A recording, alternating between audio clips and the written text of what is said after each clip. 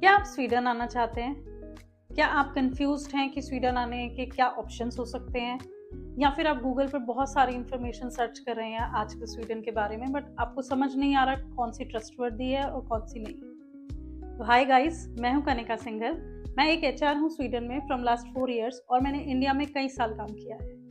मैं यहाँ पर 2022 में आई थी और तब से यहाँ पर मैं रिक्रूटमेंट इंडस्ट्री को देख रही हूँ और देख रही हूँ कि यहाँ पे जॉब्स कैसे की जाती हैं। बहुत सारे लोग हैं मेरे नेटवर्क में जो मुझसे हर रोज़ ये सवाल पूछते हैं कि आप स्वीडन कैसे आए, आपने स्वीडन में जॉब कैसे करी। तो मेरा ये चैनल बेसिकली स्वीडन में जॉब कैसे कर सकते हैं, जो स्वीडन में जॉब कैसे मिलती हैं, स्वीडन में किस तरह की जॉब होती हैं, कौन से वीज़ाज होते हैं, ये सारी इन्फॉर्मेशन मैं देती हूँ अपने इस चैनल पर। अगर आप इस चैनल पर नए हैं और आपने अब तक मेरी वीडियोस नहीं देखी हैं तो यहाँ पर बहुत सारी वीडियोस हैं जिसमें आपको स्वीडन में जॉब, वीज़ाज, इन सब की गाइडेंस मिलेगी। अप्लाई करने से पहले क्वेश्चन भेजते हैं कि क्या मैं इस जॉब में सेलेक्ट हो जाऊंगा, क्या आप मुझे इस जॉब में कंसीडर करेंगे, और आप उस जवाब के इंतज़ार में बैठ जाते हैं। जवाब आया नहीं, 3 दिन 4 दिन हो गए, जवाब नहीं आया, आपने जॉब भी अप्लाई नहीं करी। 4 दिन 5 दिन बाद जब तक रिक्रूटर ने आपका मैसेज पढ़ के आपको रिप्लाई करा, वो ऑलरेडी किसी कैंडिडेट को इंटरव्यू प्रोसेस में भेज चुके हैं। तो don't miss your opportunities. Sweden में एक नॉट इवन इन स्वीडन, ये ईयू के रेगुलेशंस में आता है। यहाँ पर एक टर्म यूज की जाती है जीडीपीआर। दैट इज बेसिकली कि आपकी जो भी इंफॉर्मेशन है वो आपकी प्राइवेट इंफॉर्मेशन और पर्सनल इंफॉर्मेशन या आपका कोई सीवी या डेटा आप किसी के साथ भी शेयर कर रहे हैं वो उसी लिमिट में रहेगा और वो प्रोफेशनल चैनल्स के थ्रू शेयर किया जाएगा, अनप्रोफेशनली नहीं। और सोशल मीडिया थोड़ा अनप्रोफेशनल होता है, चाहे लिंक्डइन एक प्रोफेशनल नेटवर्क टूल है लेकिन वो फिर भी अनप्रोफेशनल ही माना जाएगा अगर आप अपना सीवी भेजेंगे। तो बहुत सारी बार ऐसा होता है कि जब सीवी आते हैं, बहुत अच्छे कैंडिडेट्स के सीवी भी आते हैं, लेकिन एज अ रिक्रूटर हम लोग यूज़ नहीं कर सकते क्योंकि कैंडिडेट्स मिस कर जाते हैं अप्लाई करना। सो अगर आपको स्वीडन में अप्लाई करना है तो हमेशा प्रोफेशनल चैनल के थ्रू अपनी जॉब को अप्लाई कीजिए। जब आपकी जॉब एप्लीकेशन सबमिट हो जाए उसके बाद उस जॉब के रिक्रूटर का नाम मोस्टली 70% केसेस में आपको रिक्रूटर का नाम जॉब एडवर्टाइजमेंट में स्वीडन में मिल जाएगा। तो उसी वक्त आप उस रिक्रूटर को लिंक्डइन पर ढूंढिए और उसे एक छोटा मैसेज भेजिए, हाय कनिका, मैंने आपकी इस जॉब के लिए अप्लाई करा है। जॉब का क्लियरली मेंशन कीजिए, इस जॉब के लिए अप्लाई किया है, मैं इस देश में हूँ और मैं इस जॉब में बहुत इंटरेस्टेड हूँ। क्या प्लीज़ मेरी प्रोफाइल को रिव्यू कीजिए और बताइए कि क्या मैं इस जॉब के लिए कंसीडरेबल हूँ या नहीं। छोटा सा मैसेज है, मुझे बहुत जल्दी समझ आ गया आपका इंटेंट क्या है। मेन होता है हम जब भी कोई मैसेज भेजते हैं इंटेंट समझना। मैं इंटेंट समझ गई कि आपने अप्लाई कर दिया है।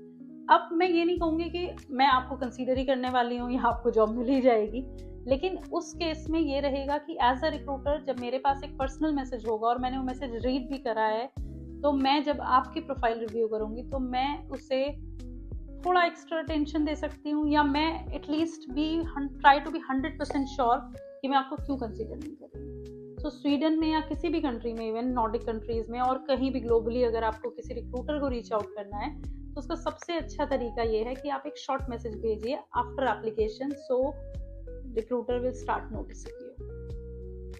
इसके अलावा अब आपने जब जॉब अप्लाई करी तो जॉब एप्लीकेशन करने से पहले आप एक बेसिक सा क्वेश्चन है जो बहुत सारे लोग मुझसे पूछते हैं कि मैंने ये जॉब देखी है, क्या मैं, और ये मेरी प्रोफाइल है, मेरी प्रोफाइल रिव्यू कीजिए। इससे बेटर ये है कि जब आप जॉब एडवर्टाइजमेंट पढ़ें तो स्वीडिश जॉब्स में मोस्टली हम लोग क्लियरली मेंशन करते हैं कि हम अगर वीज़ा स्पॉन्सरशिप कर रहे हैं। अगर वीज़ा स्पॉन्सरशिप मेंशन है so you have very higher chances कि आपको कॉल आ जाए। कई लोग मुझे कहते हैं कि वीज़ा स्पॉन्सरशिप दिखता नहीं है कई बार। हाँ, कई जॉब्स में नहीं भी दिखता है, लेकिन अगर आपको पता है कि आपका स्किल बहुत अच्छा है तो एप्लीकेशन को होल्ड बैक मत कीजिए, आप अप्लाई कीजिए और आप ट्राई कीजिए कि आप रिक्रूटर से कनेक्ट करें।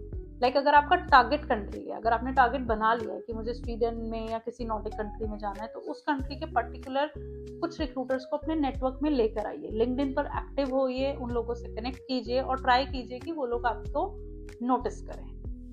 सो ये एक स्ट्रैटेजी है वहाँ से यहाँ आने की।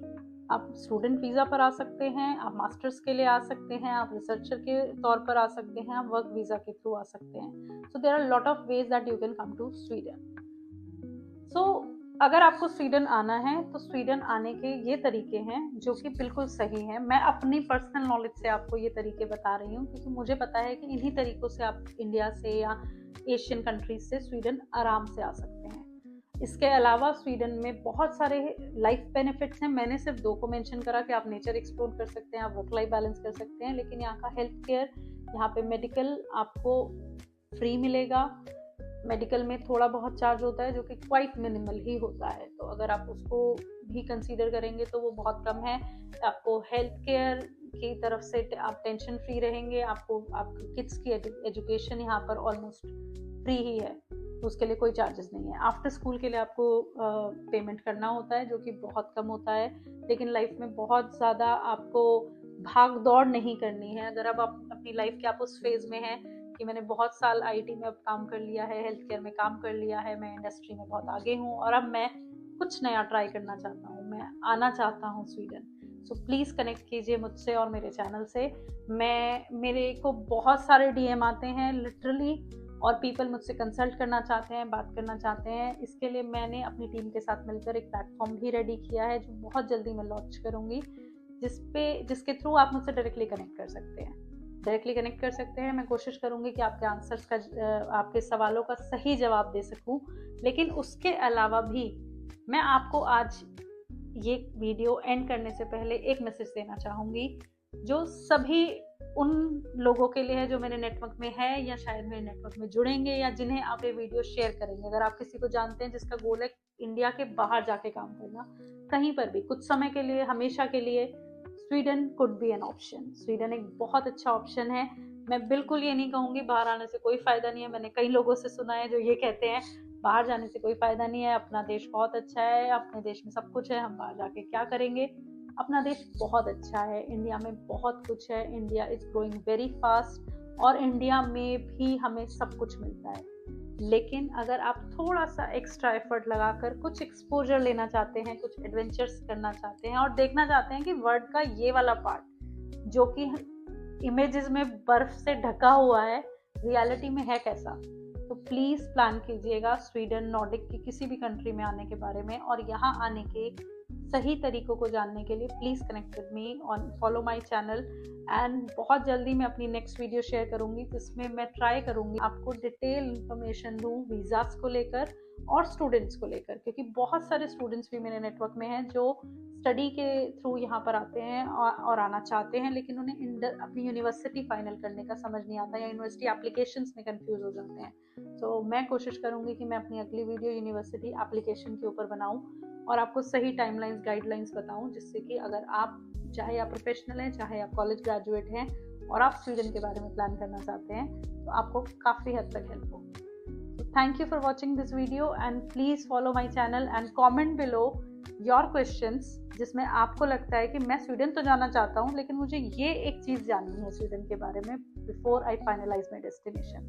So please comment below and I'll try to answer you. Thank you. Bye.